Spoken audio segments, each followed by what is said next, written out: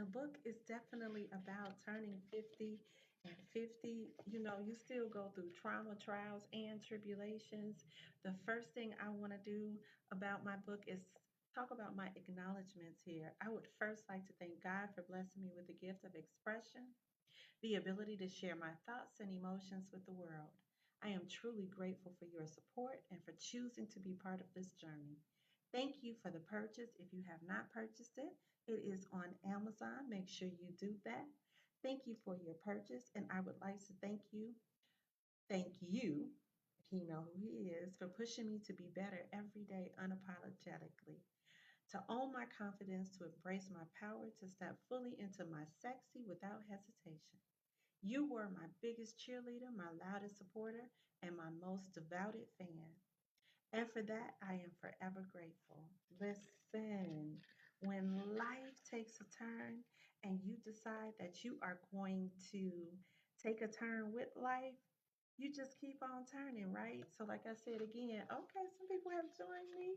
Listen, I'm going to go through my book. And what I'm going to do is try to read a chapter each week and just tell me what you think. Tell me your thoughts. But in our introduction, I just want to say at 50, I thought I had life all figured out until love, loss, and self discovery showed me otherwise. It started with a friend request is a deeply personal journey of navigating relationships, uncovering unresolved traumas, and learning to heal beyond heartbreak. Listen, you can get heartbreak at any age.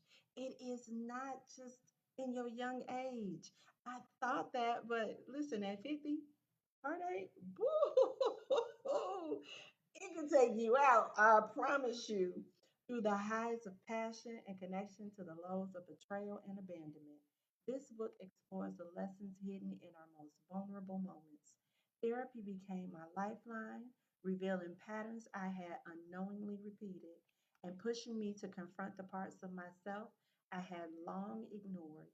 Friendships were tested, love was redefined, and self worth became my foundation. Raw, honest, and deeply reflective. It started with a friend request is more than a story. It is a testament to the power of growth, resilience, and finding peace within. If you have ever questioned your worth, struggled to let go, or searched for deeper meaning in your relationships, this book will remind you that healing is possible and the journey to love is always worth it. Let's just dive into, oh, we got a quote here. Our quote: sometime the bravest thing you can do is let someone see the parts of you you're most afraid to show. The book is good, y'all. We're going to get into it. Y'all going to be like, man, let me get some more. It started with a friend request. Chapter 1: The Woman. How did I end up here? It is Saturday, and once again, there is nothing to do. I just broke up with Jason. What a narcissist. He had abandonment issues and insecurity issues. We dated for a year, and even though he asked me to end my relationship with my longtime friend, Melvin, that was just not enough. The trust was gone, so I had to call it quits. I met Jason at a house picnic. I was introduced to him through a girlfriend.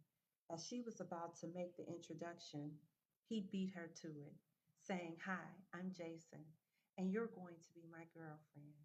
Jason wasn't the type of guy I would normally date. He was a real estate professional, polished, but a little stiff, and his fashion sense needed work. He wore those grandpa pants that I hated. Sure, he cleaned up well, but his casual style needed help. I chose Jason because I wanted something different, and at first it worked. We got along well. Either I was at his place or he was at mine, and we were inseparable. Then Jason decided to move out of his house into an apartment building to save money. One day he asked me to move in with him. I didn't hesitate. I don't want to go from a house to an apartment, I told him. He said he understood, but after that, things started to shift. Jason grew distant. He started making up excuses, small things at first, but it became clear he was looking for a way out. By the 1 year mark, it was over. And here I am again, back in the dating pool. A pool I'm convinced is full of trash, boo boo and piss to be exact. Nonetheless, here I am, swiping left, swiping right. Nothing exciting to see here. I'm Megan Ali, better known as Meg. I own the hottest beauty boutique in Chicago, Meg's Beauty Boutique. We specialize in natural body care. We've been in business for over 10 years and we're still going strong. Blessed and highly favored. Before this, I worked as an operations manager for one of the largest privately owned ambulance companies in Chicago, making over 200,000 a year. I loved my job. Absolutely loved it. Then the owners got big headed and decided my time was up. They thought I would train someone to replace me. I think not. I made the hard decision to resign from a job I adored. At that time, I had no idea what I was going to do with my life. All I knew, I was not going to stay there. I tried working for other ambulance companies, but my heart just wasn't in it anymore. One day, while sitting in a black owned nail salon, I remembered that I had a nail tech license. As I sat there, God spoke to me and said, "You can do this." Hey, y'all. Hey, I'm glad to see y'all here with me. That was it. I decided to open a beauty boutique in my community, but it could not just be any beauty boutique. It had to be the best beauty boutique in Chicago. I envisioned an all white, posh, upscale experience.